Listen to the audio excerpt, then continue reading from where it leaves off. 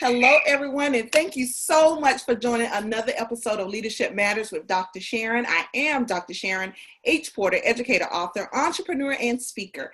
And tonight we have a wonderful educator in educational leadership. She is Robin Y. Green. She is originally from the Washington, D.C. area, Maryland specifically. She's currently in Charlotte, North Carolina, serving as a learning community administrator. I hope I got that right. She's a graduate of A&T State University as well as UNC Charlotte. And I cannot be more excited to have Miss Robin Green. Robin, welcome to Leadership Matters. Thank you, Dr. Sharon. Thank you so much for having me. I appreciate the opportunity. Absolutely. And so I gave just a little bit about you, but please take this opportunity to share with our viewers a little more of who Robin Y. Green really is. Sure. Robin Y. Green. And so one thing I want to begin with is when you stopped at the portion about the learning community administrator, that typically gets people because those words together, people kind of put their own definition of what that means, and they typically hear the community part. Well, in Charlotte Mecklenburg schools, we are divided into areas, zones, and now they are called learning communities. And so I serve the students within two of the learning communities of CMS. There's about 22 schools that I serve, and in my role as a learning community administrator, I actually support our school administrators in facilitating the discipline processes and protocols. Also, I have the opportunity to work with school leaders through professional development opportunities, as well as with the actual community at large to support our students in making better decisions within the schools. That's a little bit about me professionally, but personally, I do want to add that I am one of three children, and I'm proud to say that I'm a middle child. People have a connotation about middle children sometimes, and if my sister is watching this, she will laugh. I sometimes am the oldest child. And not sometimes, most of the time, the oldest child. I take on that role. She doesn't always like it, but that's something that we have non-traditionally switch roles sometimes. So I'm a middle child. I love Charlotte, North Carolina, but I am an Oxon Hill, Maryland native, and I love Prince George's County where you are serving. And that's where I spent all of my formative years. You know, and it's so funny, before we got on camera, I just said, because I've known you for several years and just never, I guess, remembered or recalled that you was from this area. I started my teaching career in Charlotte, Mecklenburg. So it's just so ironic that we've crossed our paths in many different ways, but not together. So I'm just really excited and just really ready to dive in to really talk about leadership. As you mentioned, CMS is divided into areas, and you serve as a community administrator for two of the areas. Yes. And so professional development is one of your key areas that you serve. Talk a little bit about the importance of developing professionally for the stakeholders that you serve. Well, it's extremely important to professionally develop, and that's something that I do for myself so that I can stay abreast of current processes and practices up and coming based on research, because as professionals, how can we support students in growing if we don't grow ourselves, if we are not models for teaching and learning? And so if I'm not a lifelong learner, how can I support students and encourage them to do the same? And so professional development is very important, and it is one of the key levers, one of the key functions that I perform in my role, again, supporting school leaders, assistant principals, deans of students, other district personnel, and collaborating with them to make sure that they remain abreast of current processes and up and coming processes, protocols, and research-based decision-making items. And one of the things that I saw in your bio is that you work with restorative practices. And that is one thing that a lot of school districts, a lot of schools are moving towards. And so talk to us a little bit about your role in implementing restorative practices in CMS. Sure. I'm so excited about restorative practices within Charlotte Mecklenburg schools. And I did see that you had Kelvin Oliver, and I'm really excited about the work that he's doing in Texas and nationally with restorative practices. Within Charlotte Mecklenburg schools, about 2 to 3 years ago, we actually took hold of the tenets of restorative practices and partnered with the International Institute for Restorative Practices in Bethlehem, Pennsylvania, so that we could develop a train-the-trainer model. And I was one of the trainers who was trained to implement the practices within the schools. And we began with a pilot program, a small cohort of schools of less than 10 schools, and it's grown over the last several years. Some schools are whole school change models where we are providing professional development and support over the course of 3 years. And then we have some other schools who are just taking part in the professional development as it relates to specific areas of restorative practices that they would like support in. But we do see it as a key lever in decreasing our out-of-school suspension rates and keeping our students within the classrooms learning in Charlotte-Mecklenburg. Absolutely. And I had the pleasure of having our state's attorney for Prince George's County on my live in studio show. She's running for county executive for Prince George's County, but one of her initiatives that she talked about really will help us, and as she put it, know when to lift our students or when to lock our students up. And I think that's very important because to me, that really speaks to the restorative practice whole initiative. And finding those key components to help our students, because we know that the school to prison pipeline is a real thing. And it is us, as far as leadership goes, it's our due diligence to try to stop that pipeline. That's a pipeline that we do not want to continue. So in CMS, a very large school district, which I love, by the way. Again, that was my home, my first stop as a career educator. But in CMS, can you talk a little bit about your efforts in reaching our students that are at risk, our students that may have a little difficulty staying in school? Because I'm sure in the midst of all of your professional development with leaders, that has to come across your plate as well. Absolutely. And that is at the top of my list for my passion in my work as an educator. And so in my role as a learning community administrator, I primarily and historically, the role was to facilitate the discipline team meeting process, which is a hearing of sorts when students actually violate higher level code of student conduct rules. And so through that, and I want to tie it into the restorative practices, I have the opportunity not only to facilitate the hearing, but to talk with students and their parents, because key components of restorative practices, the tenets include doing things with students and not just to them and for them. It's about being with them. And so in addition, their parents. So through the discipline team meeting process, I have the opportunity not only just to talk about the code of student conduct, and restorative practices does not excuse misbehavior. And so I think that is a misconception by a lot of people, that it doesn't hold students accountable, there are no consequences, but what it does is it loops back around and rebuilds relationships. Once a harm occurs, and the victim could be the school, the victim could be an actual person, the victim could be a grade level. There are many different types of victim, but through restorative practices in my work, it allows me the opportunity to connect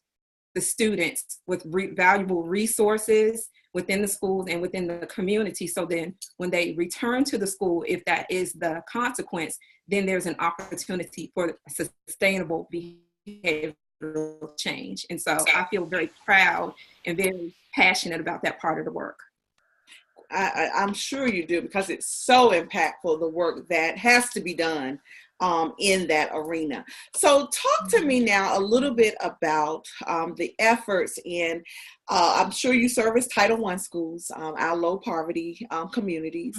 They're in every school district, as large as both districts. We're both a Wallace district, won the award, the grant. Yeah.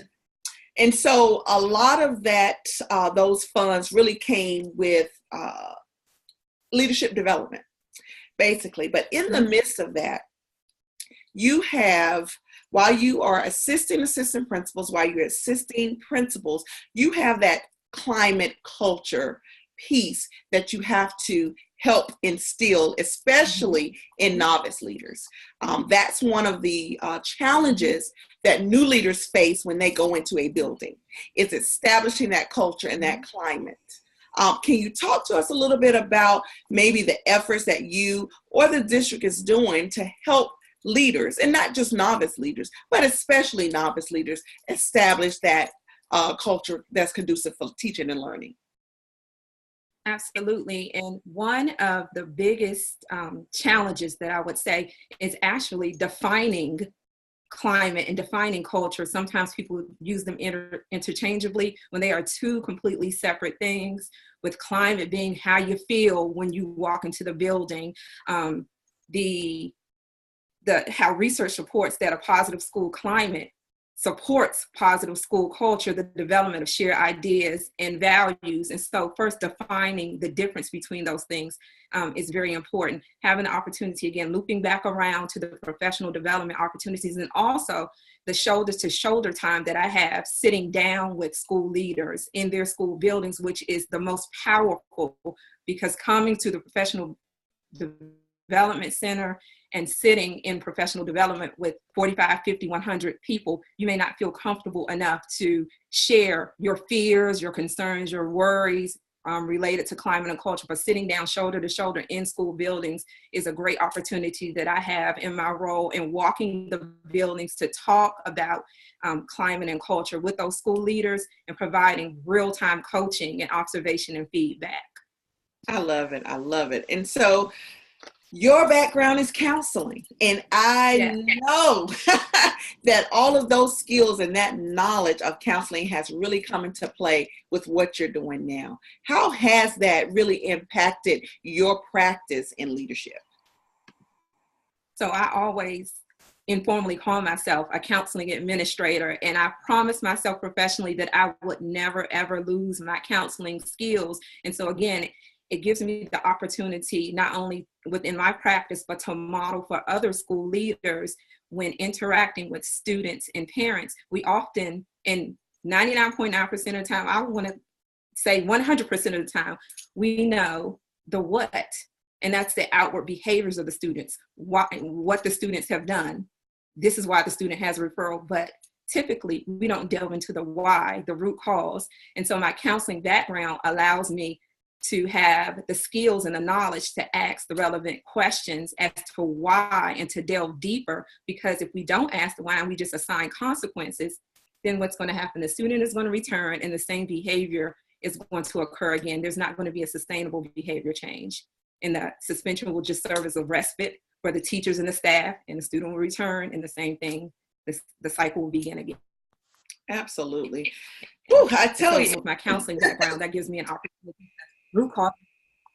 Absolutely, absolutely. I tell you, and I really can tell that you take your position very seriously. You're very passionate about what it is that you do. What's next for Robin? What's next for me? Again, I know that it's very important to continue to professionally develop myself so that I can be the best Robin that I can be for the students and staff of Charlotte Mecklenburg schools. But then on the other end, and I know that you're going to talk to me about this, I have a dream, like Martin Luther King, but I have a dream that I'm going to write a series of children's books based on resiliency and hope. And so I already have kind of my outline of what the series will entail. And so that is what I'm looking at next. And then in continuing my speaking inside and outside of the school district and professional development. But the authorship, that is my next big thing. What was your next big thing? The authorship, becoming a okay, yes. That's closer than you know. So so we'll definitely get you on the road to that. Exactly. And so this is Leadership Matters. And as I always ask my guests, why, in your opinion, does leadership matters?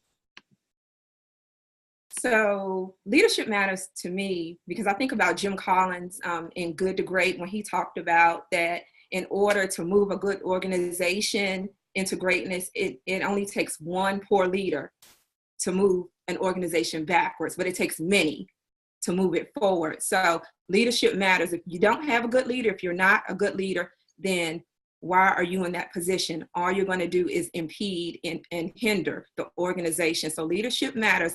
Good, great leadership matters, so that everybody will be working in tandem to meet the organizational goals. Absolutely. And what would be a final message to administrators? My client, as you will, my target audience are novice leaders, new principals, new assistant principals. And so what would be your message, as you have helped many throughout your career? What would be your message to our new administrators in the school district?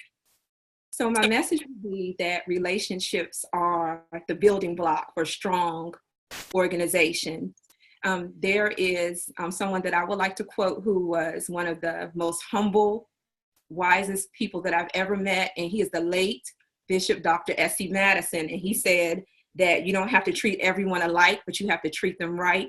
And that leads back around to my hashtag, relationships are key. That is very important to build relationships, building relationships not only with your students, because typically that's what we think of, building relationships with your staff, your faculty and staff, building relationships with your parents in the building, building relationships with the community. And so once you have those positive relationships, then impactful teaching and learning will occur in your building and you'll achieve your goals. I tell you, I thank you, Robin Y. Green. You have been such a gracious guest on Leadership Matters, so knowledgeable and passionate about the work. And that's what I love. So thank you for taking your evening and being a guest on Leadership Matters. Thank you, Dr. Sharon. I enjoyed it. Absolutely. And I definitely cannot wait to collaborate with you further. As I said, we have a parallel line here that we're going to have to further explore. So I definitely appreciate it. And the viewers, the listeners, I thank you so much for joining us live. And those of you who are going to catch the replay, I want to thank you as well. And as always, remember, leadership matters.